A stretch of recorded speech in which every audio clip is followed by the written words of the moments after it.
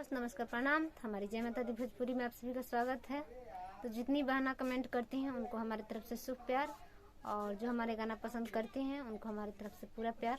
तो बहन आप लोग सपोर्ट करें, हमको आगे बढ़ाएं। हमारा गीत अच्छा लगे तो कमेंट में ज़रूर बताएं। तो चलिए आप लोग के बीच हम विवाह गीत लेकर आए हैं आज। चलिए आप लोग के बीच सुनाते हैं।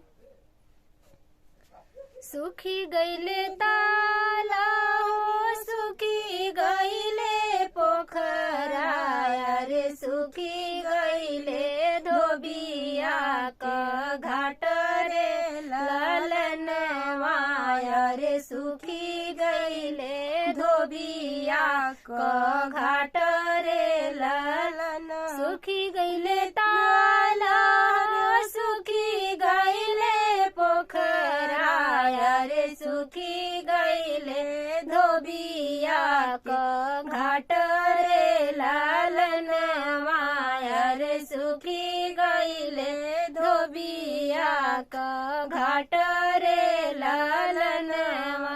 मड़वा में रोवेलन बेटी के बाबा, रे कैसे करबो बेटी के बियाह रे लालनवा, रे कैसे करबो बेटी का बियाह रे लालनवा।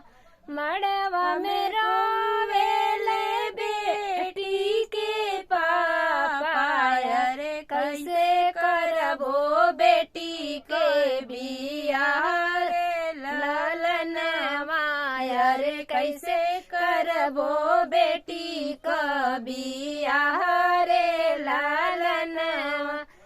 मड़वा में रोवेले बेटी के चाचा, रे कैसे करबो बेटी के बियाह रे लालनवा, रे कैसे करबो बेटी के बियाह रे लालन। सुखी गईले ताला हो, सुखी गईले पोखरा, रे सुखी गईले धोबिया का घाट